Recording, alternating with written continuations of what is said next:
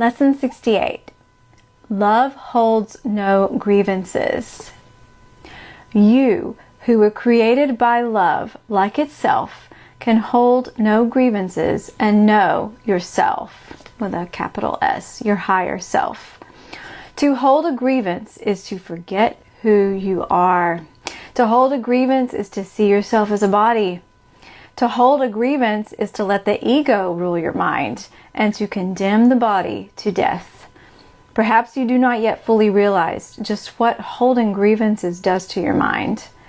It seems to split you off from your source and make you unlike him. It makes you believe that he is like what you think you have become, for no one can conceive of his creator as unlike himself. Shut off from yourself, with a capital S, which remains aware of its likeness to its creator. Your higher self seems to sleep, while the part of your mind that weaves illusions in its sleep appears to be awake. Can all this arise from holding grievances? Oh yes, for he who holds grievances denies he was created by love, and his creator has become fearful to him in his dream of hate.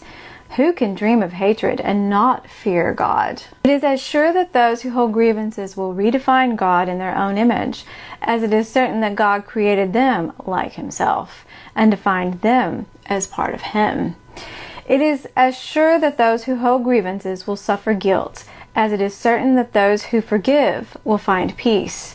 It is as sure that those who hold grievances will forget who they are, as it is certain that those who forgive will remember. Would you not be willing to relinquish your grievances if you believed all this were so? Perhaps you do not think you can let your grievances go. That, however, is simply a matter of motivation. Today we will try to find out how you would feel without them. If you succeed even by ever so little, there will never be a problem in motivation ever again. Begin today's extended practice period by searching your mind for those against whom you hold what you regard as major grievances. Some of these will be quite easy to find. Then think of the seemingly minor grievances you hold against those you like and even think you love. It will quickly become apparent that there is no one against whom you do not cherish grievances of some sort. This has left you alone in all the universe in your perception of yourself. Determine now to see all these people as friends. Say to them all, thinking of each one in turn as you do so, I would see you as my friend, that I may remember you are part of me and come to know myself. Spend the remainder of the practice period trying to think of yourself as completely at peace with everyone and everything, safe in a world that protects you and loves you and that you love in return. Try to feel safety surrounding you, hovering over you and holding you up. Try to believe, however briefly, that nothing can harm you in any way. At the end of the practice period, tell yourself, love holds no grievances. When I let all my grievances go, I will know I am perfectly safe. The short practice period should include a quick application of today's idea in this form, whenever any thought of grievance arises against anyone, physically present or not.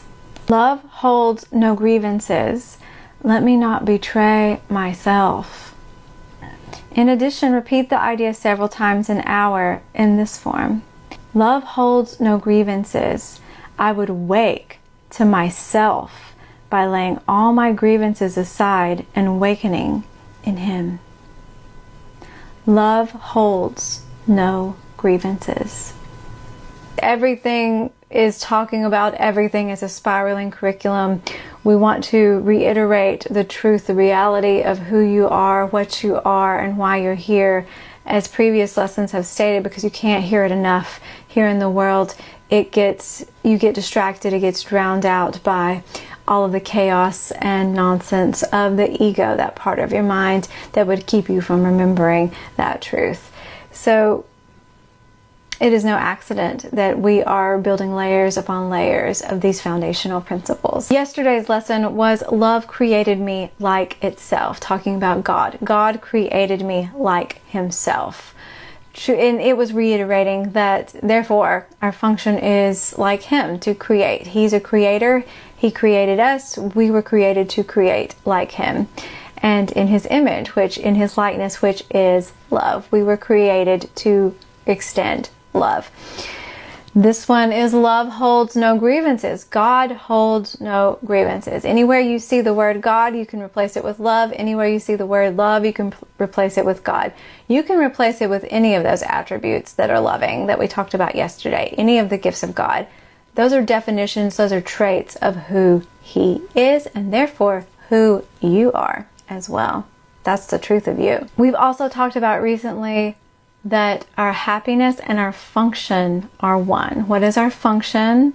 One, it's to create like God creates, to think like God thinks, which is to extend, express love. And the ultimate expression of love here in the world is forgiveness. So forgiveness is our function here in the world, and that God is the love in which I forgive. When it gets really hard for us to be able to let go of the grievances that we're talking about today, then we can ask God for help in doing that. Because if we could have done it, we would have done it. We wouldn't be holding on to a grievance. It wouldn't even affect us. If we're being upset and if we're uncomfortable and upset and affected in some way, then we need a little help. It's a sticky point for us, and we can ask for that help. God is the love in which we forgive. Love holds no grievances. God holds no grievances. When you think about God holding a grievance against some, that just seems ridiculous, right? But he created us like himself. We have the power to rise above the grievance, the level of grievance and grudge and guilt and judgment and anger and limitation, to a place where the truth of who we are is that we are in that higher minded place, our higher self with a capital S, as this lesson reiterates over and over again. We are trying to access that place where we realize who we are, ultimately the simple truth about who we are, us with a higher S, ourselves, our higher selves, the truth about our brothers, their higher selves, that we're all one in that, the Son of God is all one, and the truth about God, that he is love, that he holds no grievances, and he created us like him. So if God has that power, and we can lean on his strength and his love to forgive here in the world, then that's simply what we need to do. This lesson is asking us to search our minds for big disagreements, big grievances seemingly to us, and then, think about everyone. Mild annoyance, it says, is just as big of a dagger in your heart as one of the quote-unquote bigger ones. There's no categories. Remember, it's either love or fear. See all these people as friends, and think about, do we want to be right, or do we want to forgive and be happy, let go of that burden, that grievance that we're hanging on to, which is self-sabotage. Because remember, I talked about a withhold anywhere. Hanging on to a grievance anywhere is a withhold everywhere. That's the way metaphysics works. If there is a barrier, it's a barrier. There's not a barrier to the river of abundance and career. There's not a barrier to the river of relation. There's one river. There's one flow of perfect love within you. And there are things that get in the way that block that flow. Big boulders of grievance, big boulders of judgment, big boulders of self-doubt, big boulders of anger, things we bring from the past. Love holds no grievances because it needs to flow, it needs to extend, it needs to express, it needs to create. God needs to create. That is who you are, created by him. So the Course says it is up to us to be aware of those barriers. That is what these lessons are helping us to do the mind-searching exercises. What are we holding on to? Where are the grievances? Where's the judgment? Where can we show compassion instead? Where can we extend love instead? Because those are ultimately only holding us back. You can have a grievance, you can have a miracle, you can't have both. The grievance will block the miracle. The miracle, letting go of the grievance, will release the miracle. And that is your function, to forgive, to extend love, which is the ultimate Forgiveness is the ultimate extension of love, and then you'll be happy. You're performing your function. You're creating with God, and you are a miracle worker here in the world, extending love and letting go of grievance. A miracle worker is lifted to that place above the level of grievance and chaos and drama and trauma and judgment, to the place above where God is, where your higher self is on the throne. You are engaging your wings every time you let go of a grievance, every time you forgive. Your wings, miracle worker. You are lifted above, and from that place, that is the place of the miraculous. So you are unburdened, you are unshackled, you are released, you are liberated, you fly above all of the grievance, everything that would ultimately clip your wings, keep you down in that space where you can't see the solution, where you can't have a miracle at all. Love holds no grievances. I would wake to my higher self by laying all my grievances aside and awakening in Him.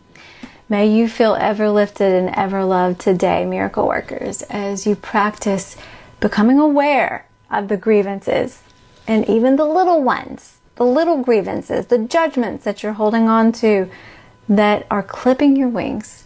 And may you fly above all of it today, even in just one area, in just one case. May you have a miracle where you let go of a grievance, realize that you are love, and you release that. I wish that for you today, and keep practicing.